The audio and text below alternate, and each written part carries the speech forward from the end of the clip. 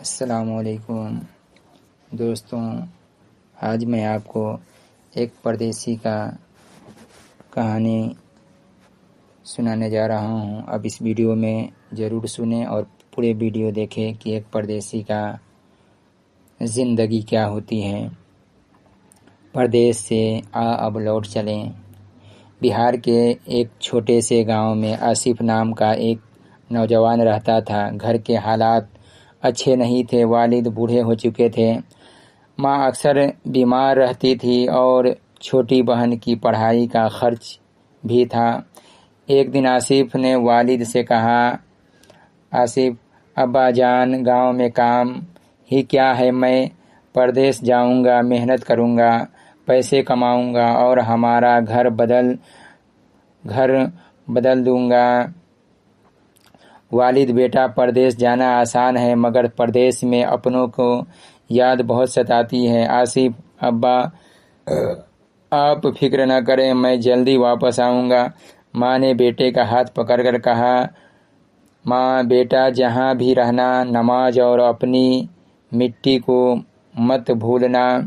آصف نے ماں کی آنکھوں میں آنسو دیکھے اور بولا، آصف امی، میں وعدہ کرتا ہوں آپ کو کبھی نہیں بھولوں گا۔ کچھ دن بعد آصف پردیس چلا گیا۔ پردیس میں اس نے دن رات محنت شروع کر دی۔ صبح سویرے کام پر جاتا اور رات کو دیر سے واپس آتا۔ شروع میں اسے لگتا تھا کہ بس کچھ سال محنت کر لوں پھر اپنا گھر بناؤں گا۔ ایک رات اسے گھر سے فون آیا، بہن بھائی جان، امی آپ سے بات کرنا چاہتی ہے۔ آصف، امی کیسی ہیں؟ ماں، بیٹا میں ٹھیک ہوں، تم اپنا خیال رکھنا، کب آؤ گے؟ آصف چند لمحے خاموش رہا۔ آصف، امی بس کچھ اور پیسے جمع ہو جائے پھر آ جاؤں گا۔ ماں نے آہستہ سے کہا، ماں بیٹا پیسہ تو پھر آ جائے گا مگر گزرا ہوا وقت واپس نہیں آتا۔ یہ بات آصف کے دل میں اتر گئی۔ سال گزرتے گئے۔ آصف نے پیسے تو کمائے مگر گھر سے دور ہوتا گیا۔ بہن بڑی ہو گئی، والد کی کمر جھک گئی، ماں کے بال سفید ہو گئے۔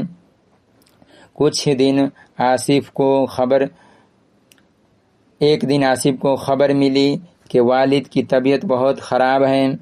وہ فوراً گاؤں واپس آیا۔ گھر کے دروازے پر پہنچا تو والد چارپائی پر لیٹے تھے۔ والد صاحب آ گیا بیٹا۔ آصف والد صاحب کا ہاتھ پکڑ لیا۔ آصف، ابا جان مجھے معاف کر دیں، میں پیسے کی پیچھے اتنا دور چلا گیا کہ آپ لوگوں سے ہی دور ہو گیا۔ والد مسکرائے، والد بیٹا ہمیں تمہارے پیسوں کی نہیں تمہاری ضرورت تھی۔ آصف کی آنکھوں سے آنسو نکل آئے۔ اسی رات اپنے گاؤں کی گلی میں نکلا۔ چاندنی میں کھیت، درخت، مسجد اور بچپن کی دوست سب اسے اپنی طرف کھینچ رہے تھے۔ اس نے آسمان کی طرف دیکھا اور کہا، آصف کتنے سال گزر گئے، میں جس سکون کو پردیس میں ڈھونڈ رہا تھا وہ تو میرے اپنے گاؤں میں تھا۔ اگلی صبح آصف نے فیصلہ کیا، ماں بیٹا اب واپس پردیس نہیں جاؤ گے؟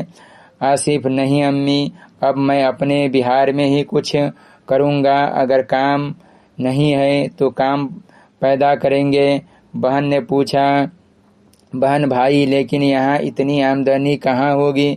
آصف مسکرایا، آصف آمدنی کم ہو سکتی ہے لیکن حوصلہ کم نہیں ہونا چاہیے۔ آصف نے گاؤں کے چند نوجوانوں کو اکٹھا کیا۔ آصف دوستو، ہم سب روزگار کے لیے پردیس جاتے ہیں، کیوں نہ اپنے گاؤں میں ہی کچھ شروع کریں؟ موبائل سے آن لائن کام سیکھیں، چھوٹے کاروبار کریں، کھیتی کو جدید بنائیں اور ایک دوسرے کا ساتھ دیں۔ ایک نوجوان بولا، نوجوان لیکن لوگ ہمارا مذاق اڑائیں گے۔ آصف، لوگ آج مذاق اڑائیں گے، کل یہی لوگ کہیں گے کہ گاؤں کے نوجوانوں نے کمال کر دیا۔ نوجوانوں نے محنت شروع کر دی، کسی نے آن لائن کام سیکھا، کسی نے سبزی کاروبار شروع کیا، کسی نے موبائل سے ویڈیو بنانا شروع کیا اور کسی نے کھیتی میں نئی تکنیک اپنائی۔ کچھ مہینوں بعد گاؤں میں تبدیلی نظر آنے لگی۔ آصف کی ماں دروازے پر بیٹھی اپنے بیٹے کو نوجوانوں کے ساتھ کام کرتے دیکھ رہی تھی۔ ماں، بیٹا، آج مجھے لگ رہا ہے کہ میرا آصف واقعی گھر لوٹ آیا ہے۔ آصف نے مسکرا کر کہا۔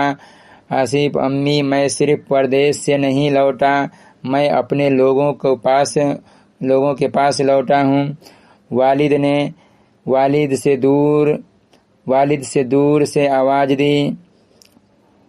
نے دور سے آواز دی۔ والد: آصف: جی ابا۔